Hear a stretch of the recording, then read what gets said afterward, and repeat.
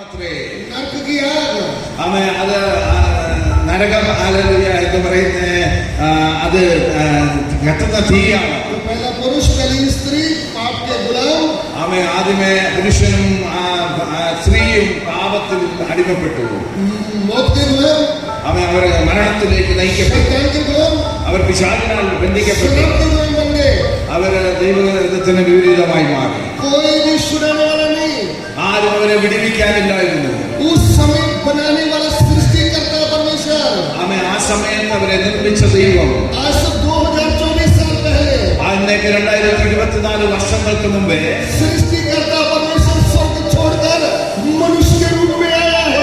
ബലിവനായ ദൈവം നമ്മളെ സൃഷ്ടിച്ചവൻ 2024 വർഷങ്ങൾക്ക് മുമ്പേ സ്വർഗീയ മഹിമകളെ വെടിഞ്ഞ് താഴ്ന്ന ഭൂമിയിലേക്ക് വന്നു.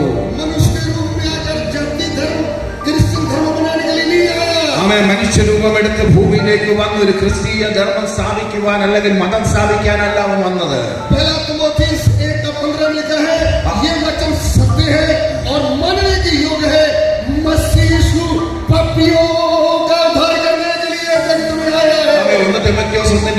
ഇങ്ങനെ കാണുന്ന ഈ വചനം വിശ്വാസയോഗ്യമാണ്. യേശു ക്രിസ്തു പാപികളെ രക്ഷിപ്പാൻ ഈ ഭൂമിയിലേക്ക് വന്നു എന്നുള്ളത്. യേശു ആരാണ്? ആ യേശു ഒരു ക്രിസ്ത്യാനികളുടെ ദൈവമല്ല. അത് അവൻ സർവശക്തനായ ദൈവമാണ്.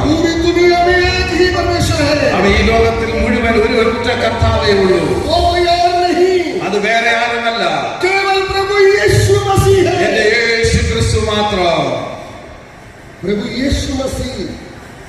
യേശു ക്രിസ്തു പുരുഷനും സ്ത്രീയെ ഭൂമിയിലേക്ക് വരുവാനിടയായതിന് പിന്നെ നമ്മൾ ചെയ്ത പാപങ്ങളുടെ എല്ലാ പരിഹാരവും എല്ലാ ശാപങ്ങളും എന്റെ യേശു ഏറ്റെടുക്കുവാനിടയായി. തലയിൽ കിരീടങ്ങൾ അണിയുവാനിടയായി. ചമ്മട്ടി കൊണ്ടടിക്കുവാനിടയായിട്ടുണ്ട്. തലയിൽ കിരീടം അണിയുവാനിടയായിട്ടുണ്ട്.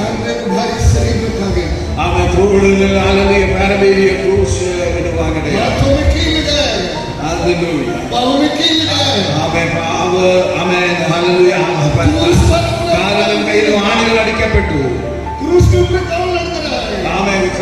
ക്രൂശിൽ യാഗമാകുവാനിടയായി.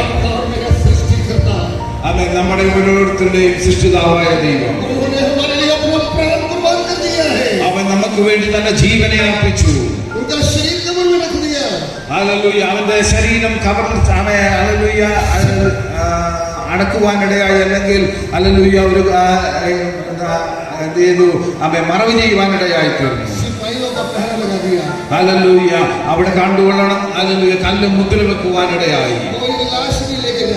ആരും അവന്റെ ശരീരം അവിടെ നിന്ന് പുറത്തെടുക്കരുതെന്ന് വിചാരിച്ചു. അല്ലെങ്കിൽ മഹാശക്തിയുള്ളവനായ ദൈവം അവനെ മരിച്ചവരുടെ ഇടയിൽ നിന്ന് 3-ാം ദിവസം ഉയർപ്പിക്കുവാനിടയായി തീർന്നു.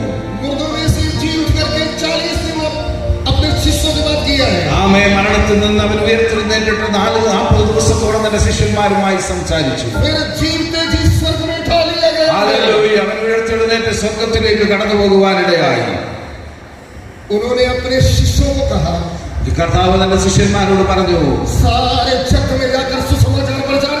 ലോകത്തിലെങ്ങും പോയി സുവിശേഷം പ്രസംഗിപ്പീൻ. ആരെങ്കിലും വിശ്വസിച്ച് സ്നാനമേറ്റാൽ അവൻ രക്ഷാനിർണയം പ്രാപിക്കും. ആരെങ്കിലും അവനിൽ വിശ്വസിച്ചാൽ അവനെ കർത്താവും ദൈവവുമായി അംഗീകരിച്ചാൽ അവൻ രക്ഷിക്കപ്പെടും. ആര് രക്ഷിക്കപ്പെട്ടുവോ അതിന്റെ കാരണത്താലാണ് നമ്മൾ ഇന്ന് ദൈവസന്നിധി നിൽക്കുന്നത്. ഇപ്പൊ വിവാഹം നടക്കുന്നു. ഈ വിവാഹം നടക്കുന്നതും ഒരു വ്യത്യസ്തമായ ഒരു അനുഭവമാണ്. ആരാണോ യേശു ക്രിസ്തുവിനെ രക്ഷകനായി സ്വീകരിച്ചിരിക്കുന്നത്, ആ ആമേൻ. പിതാവിന്റെ പുത്രന്റെ പരിശുദ്ധാത്മാവിന്റെ നാമത്തിൽ വെള്ളത്തിൽ മുങ്ങി സ്നാനമേറ്റ് वचन के अनुसार पवित्र जीवन व्यतीत कर रहे हैं। ആമേൻ. വചനത്തിന്റെ അടിസ്ഥാനത്തിൽ വിശുദ്ധ ജീവിതം നയിക്കുന്ന वो कलीसिया को प्रभु स्वर्ग से उतरने वाला है, बादलों में वो अपने साथ लेके जाने वाला है। ആമേൻ. അവനായി ഒരുങ്ങിയിരിക്കുന്ന സഭയെ കർത്താവ് താൻ സ്വർഗ്ഗത്തിൽ നിന്ന് കടന്നു വന്ന് തന്റെ സഭയെ എടുക്കുവാൻ സമയമാണ്. हालेलुया। ഹല്ലേലൂയ. इसलिए प्रकाशित वाक्य 19 का 7 में लिखा है, അതുകൊണ്ട് പ്രകാശിത വെളിപ്പാട് പുസ്തകം 19:27 എഴുതിയിരിക്കുന്നു, आओ हम